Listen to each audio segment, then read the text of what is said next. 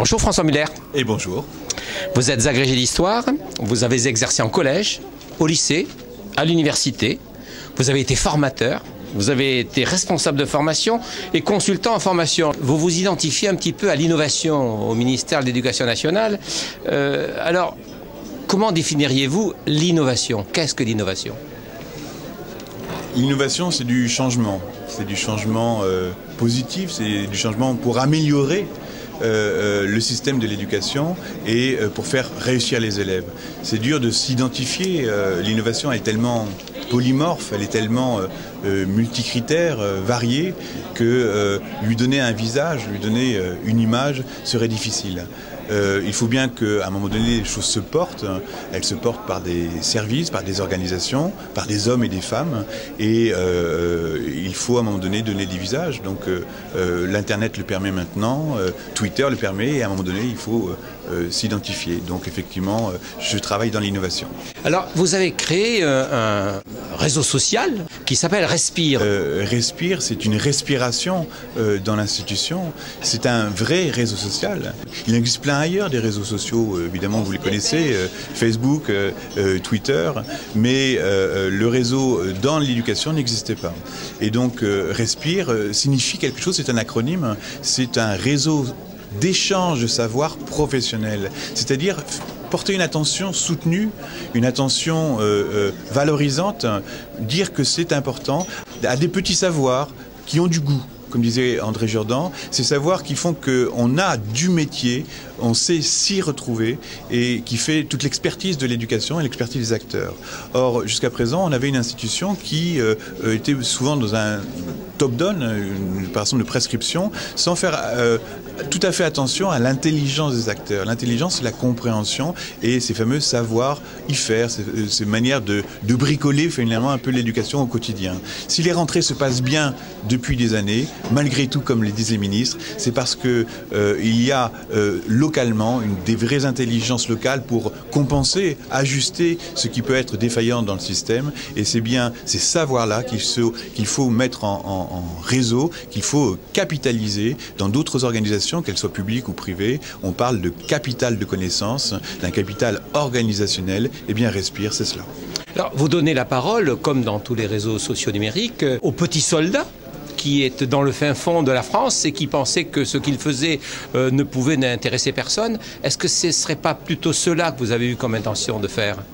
L'accès à un réseau social, c'est un accès qu'on dit égocentré. C'est-à-dire que chaque personne, chaque personnel de l'éducation a voix au chapitre d'égale dignité, sans considération de fonction ni de statut. C'est que chaque acteur, chaque professionnel a une légitimité dans son action et dans sa volonté de communiquer à autrui et d'interagir finalement avec une communauté plus vaste que la sienne. La salle des profs n'est pas le meilleur endroit où on parle, en tout cas on parle de débat professionnel, et travailler, partager sur des questions professionnelles, partager sur des projets, sur des ambitions qui nous dépassent, travailler sur l'évaluation sans notes, travailler sur la réussite pour tous, travailler sur le décrochage, c'est bien un travail collectif qu'il faut entreprendre, et donc chacun peut le faire. Et cette interaction-là, cette mutualisation dont on parle depuis des années, mais dont on ne voyait pas la forme. Il n'y avait pas d'incarnation ni de lieu pour le faire. Or, ici, maintenant, le numérique le permet, et un réseau social qui est à la fois l'échange informel, mais aussi le fait qu'on peut travailler sur des blogs, des pages, des vidéos, et tout cela est en libre accès, fait que, dans le cadre de l'éducation, fait que chacun peut interagir dans une horizontalité qui est pour le coup très nouvelle dans l'éducation. Alors je suppose que, hormis les enseignants, des personnels de direction, des personnels d'inspection viennent vous dire au département de l'innovation que ce qu'ils font pourrait éventuellement être mutualisé aussi ? Si, effectivement, les enseignants sont la plus grande partie de l'éducation, ceux qui participent à Respire, actuellement, on est à plus de 6000 contributeurs. Oui. partagent l'envie, se donnent le moyen de contribuer. Et donc, on a affaire à des personnes qui sont soit des enseignants, mais on va dire presque pour moitié. Parce que l'autre moitié, c'est autre chose. Autre chose, c'est quoi? C'est donc ces fameux corps intermédiaires. Oui. C'est donc des chefs d'établissement qui se font un groupe fermé sur échange autour de la DAG pour une pédagogie innovante. Voilà, ça existe. Je vous dis ce qui existe. Vous avez des groupes de pilotage, que ce soit académiques, voire même nationaux, autour de l'accompagnement personnalisé. Et donc, ce sont des groupes où vous retrouvez des pilotes du système et qui ont trouvé ici l'opportunité et même la grande facilité d'échanger de l'information et de capitaliser des sources pour écrire, pour donner, produire, etc. Vous avez, par exemple, des pilotes locaux dans le cadre du réseau du socle. Et donc, vous avez des circonscriptions entières qui réunissent les chefs d'établissement des directeurs d'école. Je vais donner l'exemple du réseau de Toulon, qui est ici aujourd'hui présenté, et qui gère son capital, son avancement, son développement professionnel par Respire. Et donc on voit bien que le réseau social permet à la fois sans doute de mutualiser, c'est le premier niveau, mais d'échanger, de produire, de se former, et puis derrière, reprendre le mot de l'institution, piloter. C'est donc cette multifonction qui est extrêmement intéressante dans ce réseau. Est-ce que vous avez la perception, je dirais, de quelques cadres intermédiaires qui viennent vous dire sur Respire qu'en fait, c'est pas de la respiration dont on a besoin, mais peut-être d'autre chose? C'est autre chose, ils arrivent à le trouver. C'est-à-dire qu'ils ont besoin de respiration. Tout le monde a besoin de respirer. D'ailleurs, si vous ne respiriez pas, vous vous asphyxieriez et ça poserait un problème pour vous et aussi pour vos collègues. Et donc, trouver une solution, on va dire, numérique de travail qui permette de prendre en compte l'informalité, qui est 80% du travail, si vous voulez. L'affichage institutionnel est un affichage qui est un affichage de produits souvent finis et qui, dès lors qu'ils sont finis, sont souvent morts. Le savoir vit et le savoir, il se partage. Donc l'informalité devient extrêmement intéressante. La coélaboration est une opération qui est très professionnelle. Et donc il faut juste le reconnaître et permettre justement à des chefs d'établissement en réseau, en bassin par exemple, de partager cela. J'ai eu maintenant une histoire d'1 an et demi, c'est très récent tout ça, vous voyez, c'est en plein développement. Mais sur 1 an et demi, j'ai eu beaucoup d'encouragement, beaucoup de questions très intéressées et qui sollicitent l'intérêt des collègues. J'ai eu 2 ou 3 réserves. Voilà. Je dis réserve pour être poli. Ça a été un chef d'établissement, il faut l'entendre cela, qui se posait franchement une question en disant mais si tout le monde a accès à ce réseau et peut dire des choses de façon non pas masquée, mais de toute façon il le dit, c'est un tel professeur qui parle de quelque chose. Je ne peux pas donc contrôler ce qui va se passer dans mon établissement. Vous voyez, l'histoire de contrôle est assez intéressante. C'est-à-dire, est-ce qu'il faut contrôler? Au contraire, il faut peut-être échanger, donner la liberté et de la responsabilité pour pouvoir travailler sur la créativité. Donc, j'avais cette réserve-là. La seconde réserve a été émise par un IA hyper de discipline dans une de nos régions et qui se posait la question de la validité, évidemment, des contenus, on va dire, didactiques. C'est une bonne question. D'une certaine façon, c'est pas le problème. C'est-à-dire que la validité, elle se détermine par les débats argumentés et contre-argumentés. La médecine s'est élaborée par justement débat et contre-argumentation. Donc c'est peut-être l'échange qui fera avancer le contenu et la didactique plutôt que des savoirs déjà souvent morts et qui n'évoluent pas. Je pense que les élèves vont être très intéressés par le fait que des questions didactiques, elles sont vives et que les disciplines ne sont pas des savoirs morts. La collaboration, l'échange, le questionnement partagé, ça fait partie de la vie et c'est peut-être ça que ce message un peu d'espoir qu'il faut transmettre non seulement à nos élèves, mais parce qu'il faut le transmettre à nos élèves, qu'il faut vivre aussi en tant que professionnel. La recherche et développement, lorsqu'on en parle, on pense immédiatement à l'industrie. Et on mesure son efficacité stratégique et d'avenir par, je dirais, le pourcentage d'investissement qu'elle place dans la recherche et développement. Faire apparaître un département sur la recherche et développement en innovation dans une institution comme l'Éducation nationale, je ne dis pas que c'est un choc, mais c'est une interrogation. Comment vous l'expliquez ? Est-ce que l'éducation, qui plus est nationale, c'est la seule chose qui est maintenant nationale, maintenant il n'y a même plus de défense nationale, d'éducation nationale, serait en dehors du monde ? Est-ce qu'elle serait une organisation tellement spécifique qu'elle ne subirait pas les lois génériques de n'importe quel groupe humain et surtout groupe professionnel ?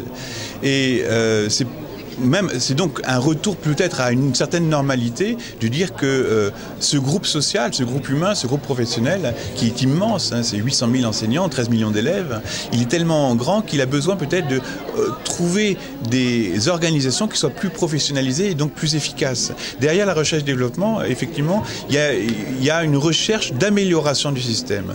Or, on peut dire que si chacun est à son poste, tout se passera bien, sauf que c'est une vision très tayloriste des choses. On n'est pas très loin de Charlot dans son usine, à perdre le sens et donc à se faire broyer par la machine. C'est une possibilité, ce sont des dérives même qu'on a constatées sur le terrain quand on parle de burn-out des enseignants. Et donc, travailler sur la recherche-développement, c'est essayer de travailler sur l'amélioration du système à tous les points de vue. Et donc, le terme d'innovation n'est pas un terme des acteurs locaux, c'est une interrogation, un intérêt très manifeste sur la façon dont tu vas faire la chose. Et donc, quelle que soit la structure, quel que soit le dispositif où tu seras, c'est dis-moi comment tu fais, je te dirai comment tu es. Et il y a une façon de faire, il y a de multiples façons de faire qui vont conditionner ensuite non seulement le climat de bien-être dans un établissement, mais aussi la réussite des élèves. Et on sait que des enseignants qui se sentent bien dans l'établissement et qui reconnaissent de la valeur à l'établissement, ça produit des effets chez les élèves. On sait que des enseignants qui apprennent ensemble, ce sont des élèves qui réussissent.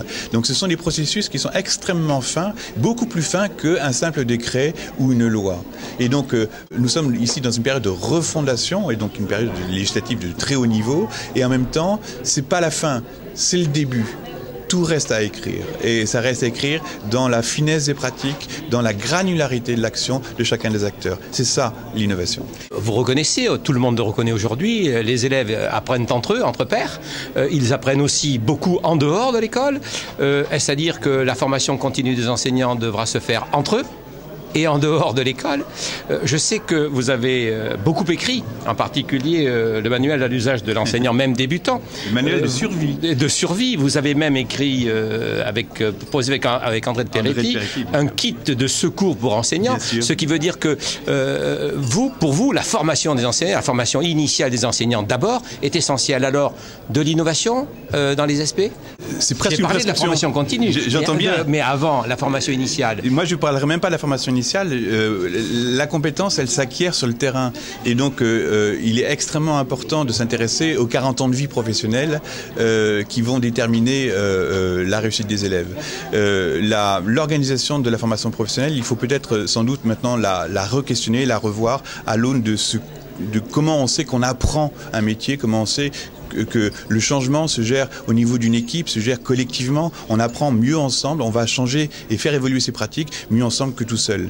Nous, on ne peut pas avoir raison tout seul. Un professeur qui serait très innovant dans sa classe, dès qu'il sortirait de sa classe, se ferait trucider par ses collègues ou par son chef d'établissement parce qu'il est trop en décalage. Et donc le changement et l'apprentissage professionnel est forcément une histoire collective. Et il est du ressort donc de l'institution proche, réseau d'établissements, dans l'établissement, aussi bassin, mais aussi académie, donc les SP vont apparaître à ce moment-là, de pouvoir répondre à des besoins professionnels qui sont très spécifiques et très locaux. Comment on accompagne collectivement le changement dans un établissement? Comment on fait que 2-3 établissements se mettent en réseau pour apprendre ensemble et améliorer les élèves? C'est ce qu'on a identifié avec un collègue Romuald Normand, avec qui on travaille à l'IFE, et donc on est très inspiré aussi de ce qui s'est passé au niveau international, de ce qu'on appelle des programmes de développement professionnel. On voit bien que le paradigme de la formation telle qu'elle est conçue en France est en train de changer. Aller se former sur une Mercedes pour retourner sur une 2 chevaux, ça ne sert à rien. Ça s'est vu, tout le monde le sait.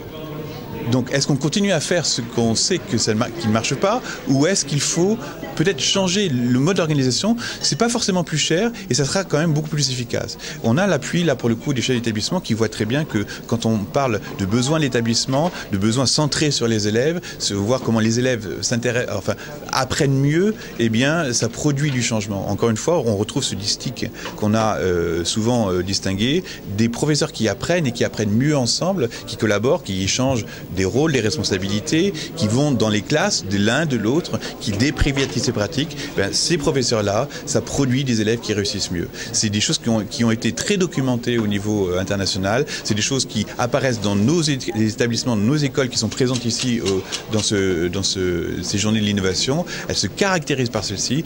Il y a de l'apprentissage collectif, il y a une vraie communauté d'apprentissage professionnel qui se crée. Ce n'est pas ces noms-là, donc c'est à nous de travailler, vous comme moi, de faire advenir ces réalités professionnelles, c'est-à-dire de les nommer alors qu'elles émergent et de mieux les organiser. Je pense que les SP ont un rôle immense à jouer et qui n'est pas encore écrit. C'est une chose qu'il va falloir, pour le coup, expérimenter. Merci beaucoup, François Buder. Je vous en prie. Merci à vous.